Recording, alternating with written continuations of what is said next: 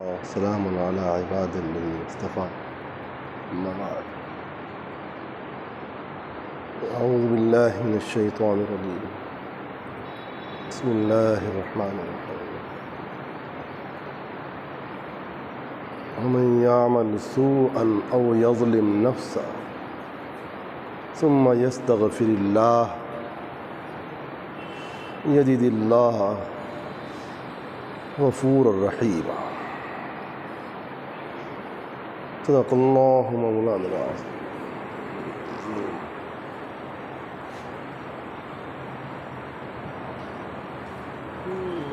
قابل صد احترام واجب الاکرام میرے بزرگوں، دوستو،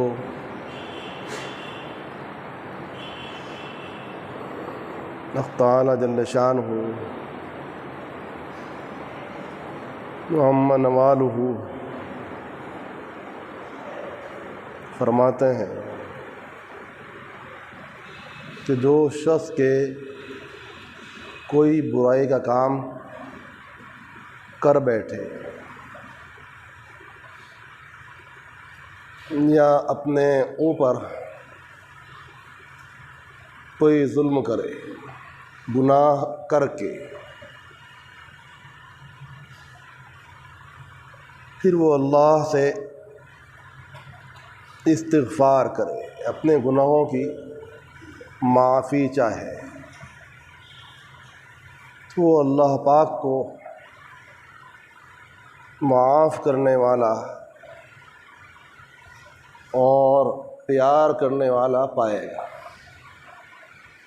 رحیمہ، پیار کرنے والا پائے گا.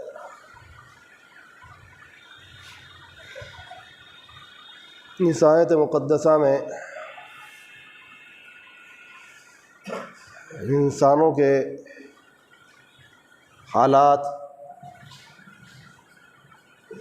مزاج کے اعتبار سے بہت کچھ گفتگو فرمائی گئی، کیونکہ ہر انسان الا ماشاء اللہ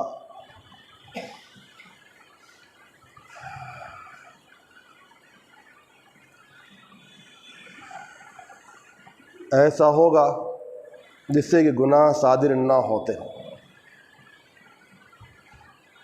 ہر انسان بہت سارے گناہ کرتا ہے اور مختلف انداز کے گناہ کرتا ہے. تو انسان یہ دعویٰ نہیں کر سکتا کہ اس سے کوئی گناہ صادر نہیں ہوتے. اور انسان گناہ کرتا ہے، نظر سے بھی گناہ کرتا ہے، اور نظر کے گناہ تو بہت زیادہ ہیں. انسان نظر کے راستے سے جو گناہ کرتا ہے بہت زیادہ ہے. انسان کی نظر بہت سی ایسی چیزوں پر واقع ہوتی ہے جہاں کے نظر ڈالنے کو منع کیا گیا ہے، مگر انسان اس پر قابو نہیں پاتا، توجہ بھی نہیں کرتا ہے. اگر توجہ کرے تو شاید کچھ بچ بھی جائے. جیسے انسان کانٹوں سے بچتا ہے. کیوں بچ پاتا ہے کانٹوں سے؟ اس لیے کہ توجہ ہوتی ہے کہ بھائی کانٹا پڑا ہوا ہے، پتھر پڑا ہوا ہے،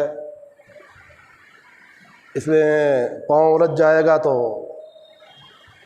زخم لگ جائے گا، نقصان ہو جائے گا. وہاں اس کو اس کے نقصان کا پتہ ہے کہ کانٹا لگنے سے کیا ہوگا، پتھر لگنے سے کیا ہوگا، گر پڑنے سے کیا ہوگا. تو وہاں کیوں احتیاط کرتا ہے انسان؟ تاکہ نقصان سے بچ جائے. اور اس کو معلوم ہے کہ اس کے نقصان بھی نقد ہی ہونے والا ہے. علی الفور اس کو نقصان ظاہر ہونے والا ہے، بڑی احتیاط کرتا ہے، بچ بچ کے چلتا ہے، کانٹوں سے، پتھروں سے، روڑوں سے، گڈھوں سے بچ بچ کے چلتا ہے۔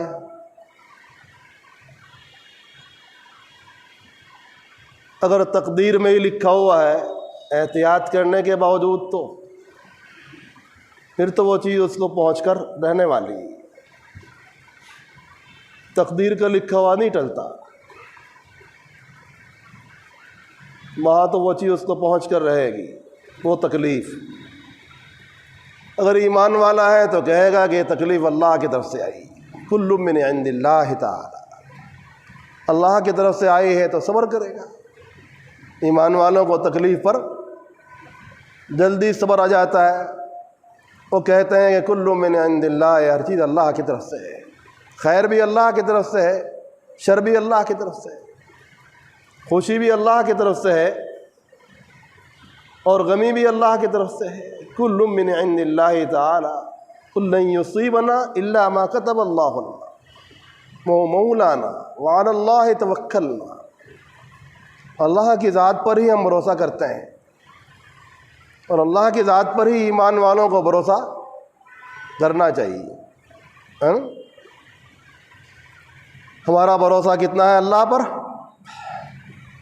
بہت مختصر ہے۔ جتنا ایک شخص کہ مہمان جاتا ہے، بطور مہمان کے کہیں جاتا ہے تو اس کو اپنے میزبان پر کچھ نہ کچھ بھروسہ ہوتا ہے نا، کہ وہ ناشتہ کرائے گا، کھانا کھلائے گا۔ ہمارا توکل اللہ کی ذات پاک پر اس سے بھی کم ہو گیا ہے، اور ہم بہت ساری فکروں میں رہتے ہیں، کہاں سے کھائیں گے، کہاں سے پئیں گے، کون کھلائے گا، کون پلائے گا۔ حالانکہ اللہ پاک نے تو انسان کا رزق پہلے ہی اتار دیا ہے، اس کے دنیا میں قدم رکھنے سے پہلے ہی اتار دیا، جانوروں کا رزق بھی اتار دیا۔ ابھی بچے وجود میں نہیں آئے، اللہ پاک نے ان کا رزق چاہے وہ جانور ہو پہلے ہی اتار دیا۔ کہاں رہیں گے، کیا کھائیں گے، کیا پئیں گے اور کہاں مرنے کے بعد وہ سپرد ہوں گے، اس کا بھی انتظام کر دیا۔ اللہ پاک کی زمین بہت وسیع ہے، ہمارے تعالی شان ہو کتنے کریم ہیں، اللہ اکبر کبیرہ۔ ان کے کرم کی بھی کوئی انتہا ہے، ان کے کرم کی کوئی انتہا نہیں کہ انسان کے وجود میں آنے سے پہلے ہی انہوں نے سارے انتظامات فرما دیے، اس کا رزق، اس کا مسکن، اس کا ماوا، اس کا ملجا، اس کا مستقر، اس کا مستودع، سب پہلے ہی سے طے کر دیا۔ انسان پھر بھی فکر میں پڑا رہتا ہے، غم میں الجھا رہتا ہے، جس کام کا اس کو فکر ہونا چاہیے اس کی فکر نہیں، جس کام کے لیے وہ آیا ہے اس کی فکر تو ہے نہیں، اور جس کا انتظام مولا کریم نے پہلے ہی سے فرما دیا اس کی فکر میں لگ گیا ہے، اور جس کام کے لیے وہ بھیجا گیا تھا اس سے وہ غافل ہو کے چل رہا ہے، اس کے خلاف چل رہا ہے، اس کی نافرمانیاں کر رہا ہے۔ ایسے کریم مولا کی نافرمانیاں کر رہا ہے جس کے کرم کی کوئی انتہا نہیں،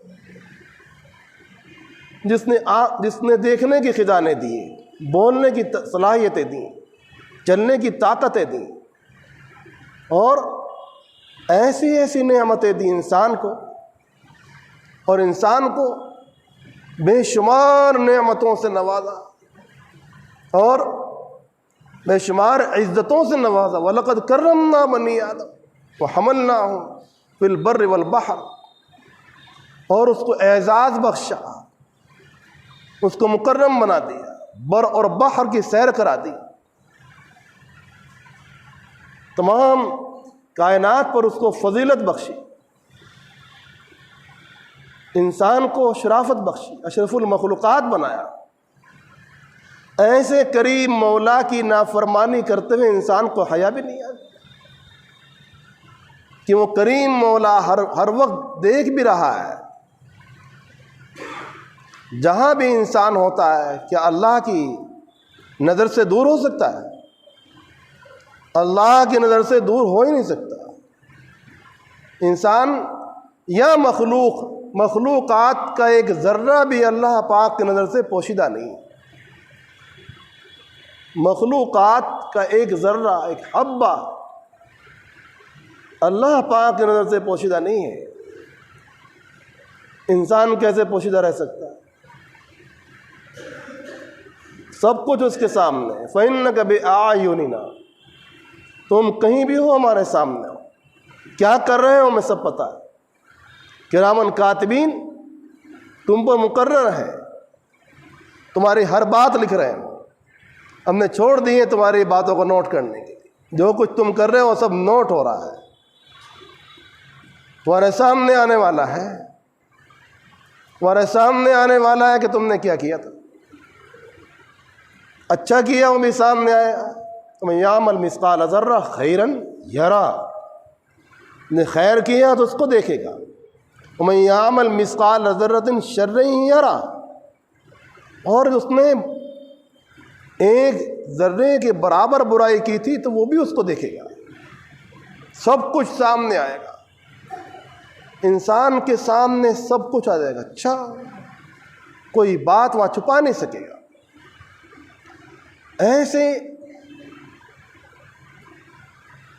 رحمان و رحیم اور اس پاک ذات کی انسان نافرمانے میں لگا ہوا ہے اور اس کی لاکھوں نعمتوں کا استعمال کر رہا ہے۔ اس کی لاکھوں نعمتوں کے استعمال کا یہ شکر تو ہرگز بھی نہیں ہو سکتا۔ اس کی عنایات سے فیض پا رہا ہے، ایک گھونٹ کبھی انسان ادا نہیں کر سکتا۔ ساری زندگی کی عبادات ایک گھونٹ کے عوض بھی نہیں ہو سکتا۔ کتنا پانی بہا رہا، وضو کرنے بیٹھا تو کتنا پانی بہایا، غسل کرنے بیٹھا تو کتنا پانی بہایا، اس میں تو حساب ہے۔ حالانکہ ان چیزوں کا بھی حساب ہے۔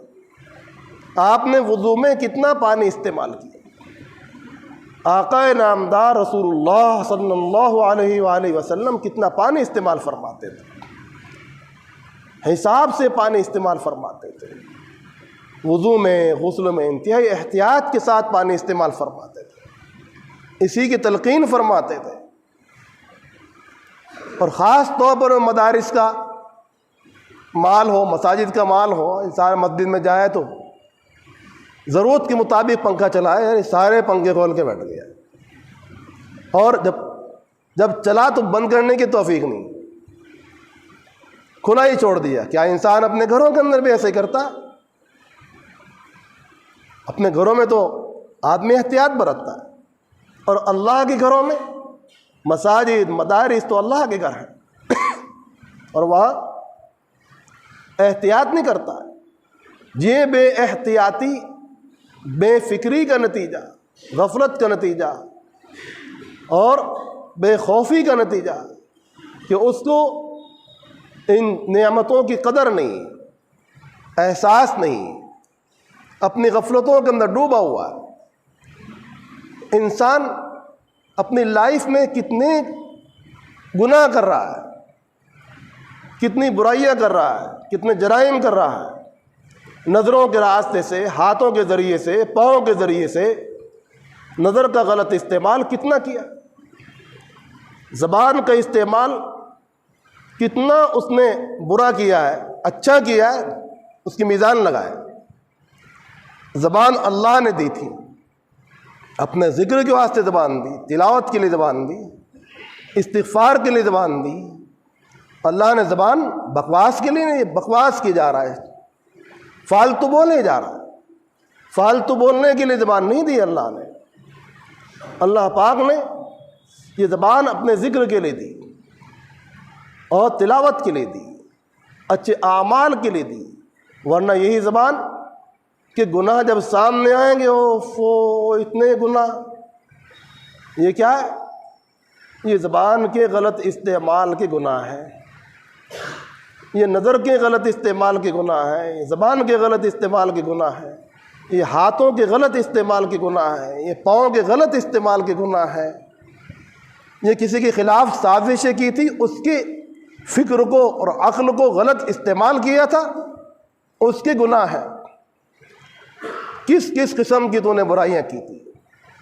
دوسروں کا برا چاہتا تھا، کسی کا اچھا دیکھنا پسند نہیں آتا تھا، تو انسان برائی کا ارتکاب کر لے، خلاف شریعت، خلاف سنت باتوں کا ارتکاب، یہی سو ہے۔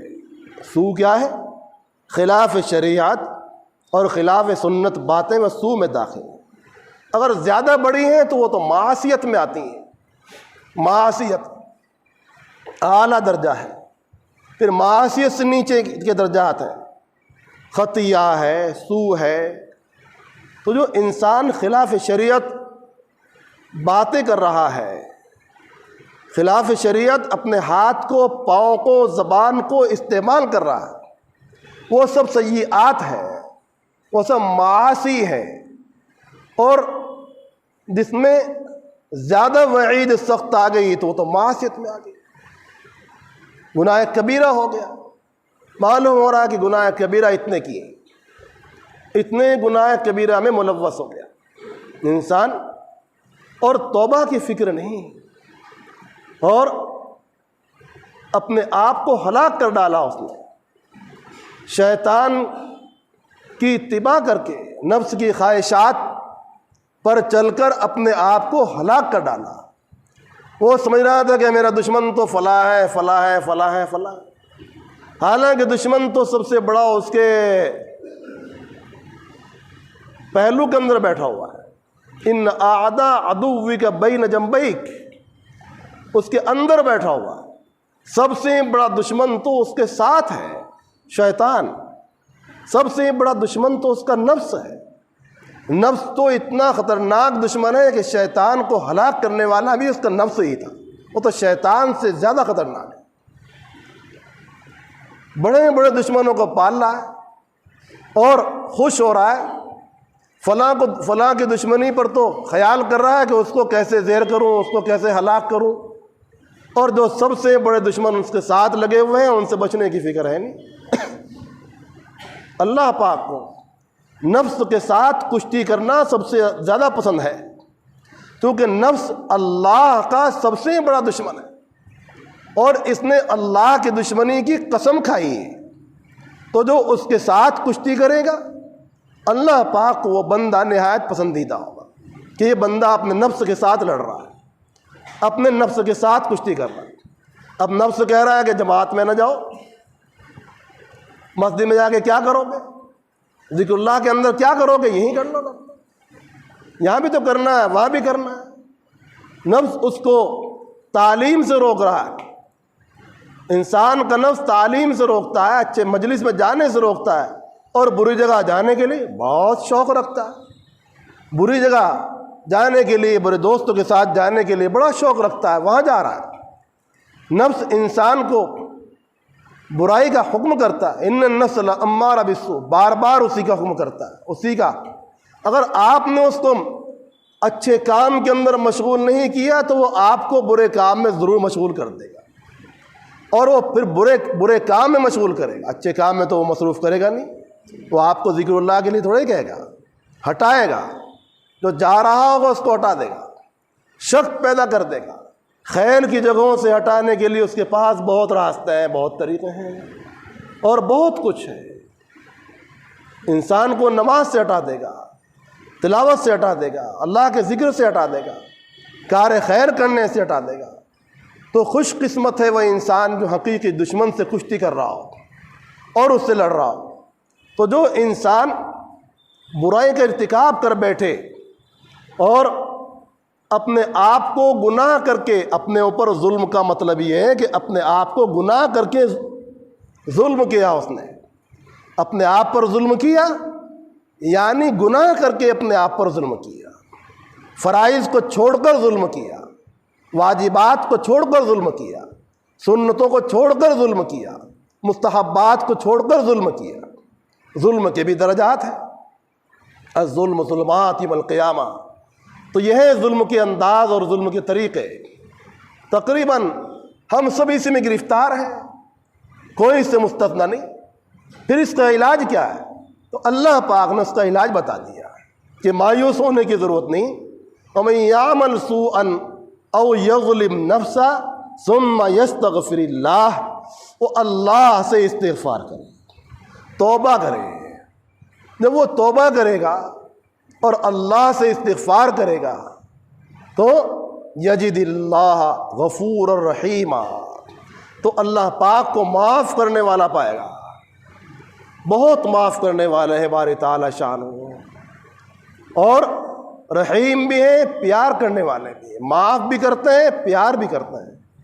اور لوگ تو معاف ہی نہیں کرتے، انسان تو جلدی سے انسان کو معاف کرنے کو تیار ہی نہیں ہوتا۔ اگر کوئی غلطی ہو گئی تو ساری زندگی اس کو یاد رکھتا ہے، لکھ لیتا ہے اور اس کے انتقام کے در پہ رہتا ہے، مگر باری تعالی شان ہو کہ معاملہ ایسا نہیں ہے تو معاف کر دیتا ہے، اور نہ صرف معاف کرتے ہیں بلکہ پیار کرتے ہیں۔ تو اس کا تقاضا یہ ہے کہ ہم توبہ استغفار میں لگیں اور اپنے آپ کو ٹھیک کرنے میں لگیں۔ انسان کی زندگی زیادہ گزر چکی ہے اور کم باقی ہے، تو بہتر ہے کہ انسان خیر کی طرف آئے اور شر سے باز آئے۔ اللہ پاک ہم سب کو اس کی توفیق عطا فرمائے۔